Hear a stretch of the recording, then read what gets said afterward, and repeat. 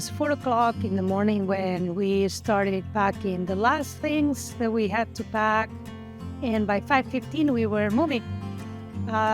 We were able to see the sunrise, and of course we got some gas. And first stop was Hedge Creek Falls, which is 4 hours drive from Walnut Creek.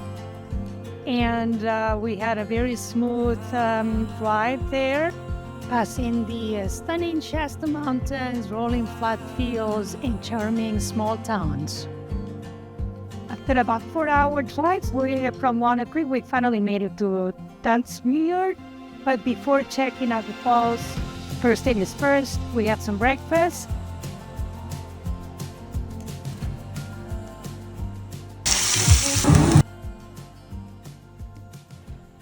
So bellies were happy, and now it was time to do our walk. It was midday and there were quite a few people around, but it was still such a beautiful experience.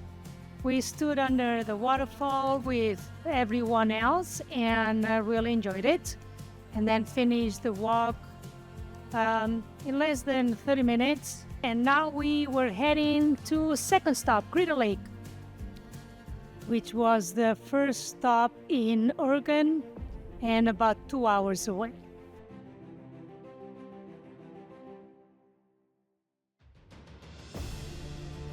The first time we visited, the view was hidden behind wildfire smoke, but this time we finally got to see its deep blue beauty in full.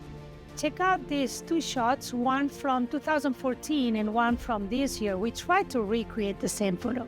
Not a perfect match, but fun to try. Crater Lake is known for its unreal blue color and incredible clarity, among the clearest lakes in the world. Formed inside a collapsed volcano, it's also the deepest lake in the U.S. And those two islands you see, Wizard Island and Phantom Ship, just add to its worldwide magic. So now we were driving and we couldn't find a parking spot, and lucky us, past the information area, we found this awesome parking as you see here, and we took a quick walk.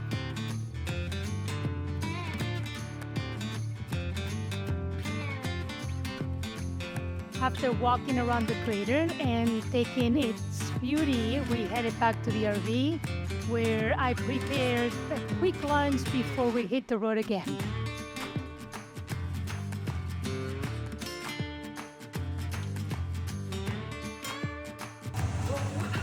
How is it? Pretty good?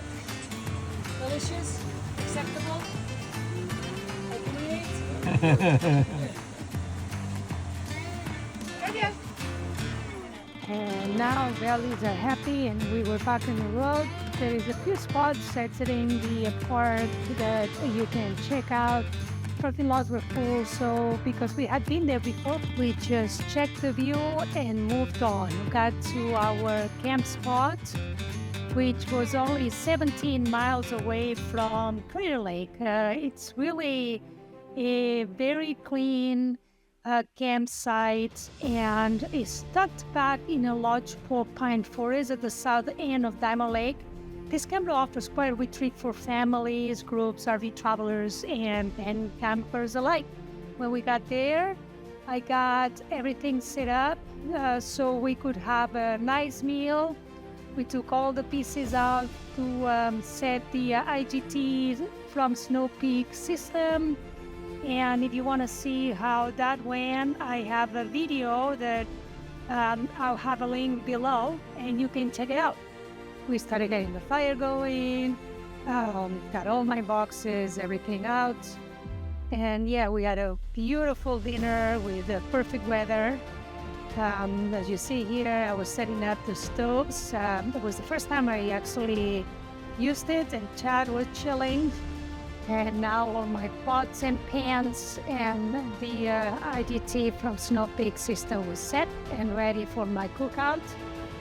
And I was making some vegetables and also some super yummy steak. So we had a wonderful dinner, and then of course the s'mores to end the night. In the morning, first things first, coffee.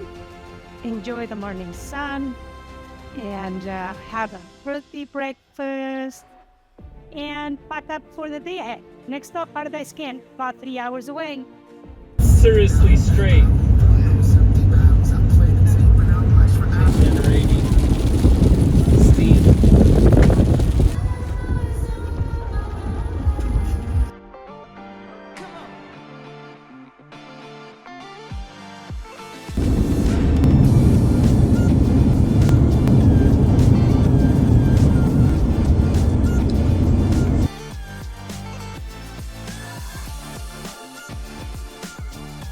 And here we are, camp number 2. This spot's tucked right in the heart of the Willamette National Forest along the beautiful Mackenzie River. If you are lucky enough to grab one of the riverside sites like we did, you'll have the sound of rushing white water all day long. So peaceful. The campsites sit beneath towering groves of Douglas fir. It's just an incredible setting. We got camp set up. I put together my outdoor kitchen and I was ready to enjoy cooking up a meal for the night. If you're interested in seeing more about how I set up the Snow Peak IGT system or how I prepare this meal, I've added links below and up top. Definitely check those out. We ended the night with some gooey s'mores. We'll chat, snack a little pre-bedtime nap, the perfect way to wrap up the day. Everyone was still asleep, so I headed outside to get breakfast started. But as always, coffee comes first.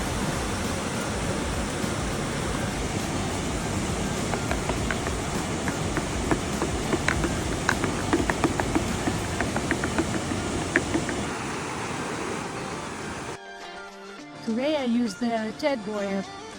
First, they're making some bacon, some sausage. Tad's making a fire. Let's get it on this side. And just like that, we are packed up and ready to hit the road in the RV. Our next stop, the amazing Blue Hole, only 20 minutes away. Camel Ridge Blue Hole is extremely popular, so the plan was to get there early, but we didn't want to miss our campsite at Paradise. When we arrived, the parking lot was already full. If you want a quiet spot and easy parking in to get there around 9 or 10, here's a view of the amazing spot. We will find those just a short walk from the lot to the trailhead. And then we start walking. It's about 2 miles away. Super cool spot and super nice hike.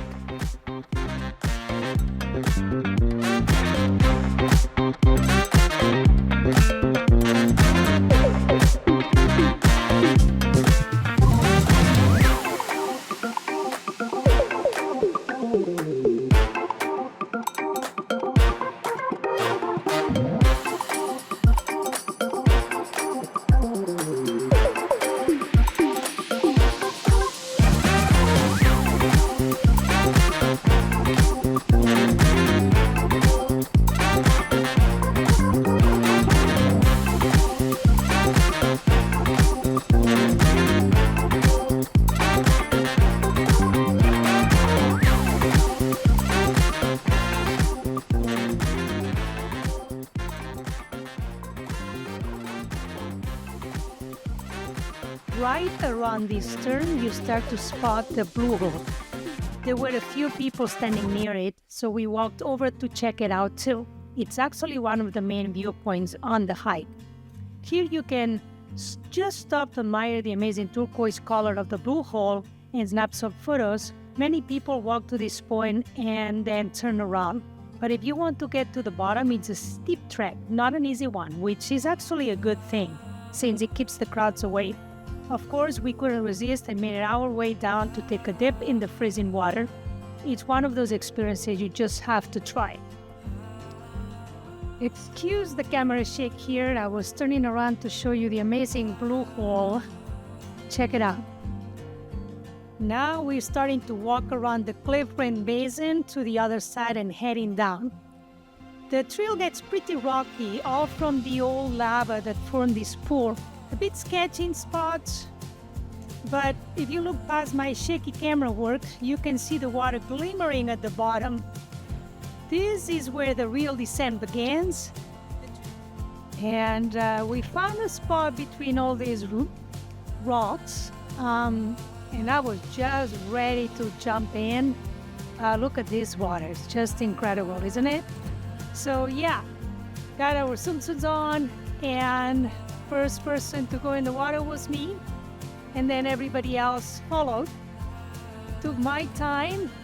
I think it's great that I have already a plunge in my house, so I was not too afraid of that 37 to 40 degree water, which is about 2 to 3 Celsius.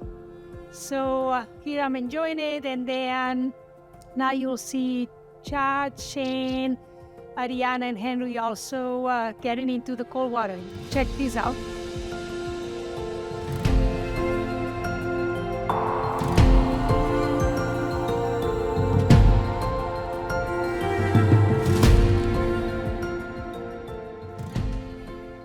Everyone got their own style of getting in. Chad went full jump, and of course his signature pose coming out of the water, feet up like a seal.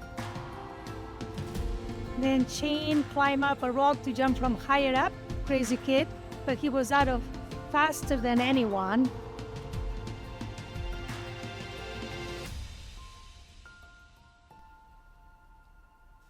Then Ariana nailed her egg-beater entry, showing off those old synchro skills, and Henry joined in, but did not stay long.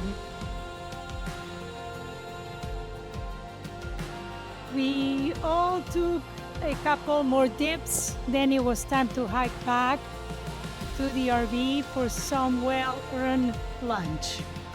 All right. That wraps up episode 1 of our Oregon road trip.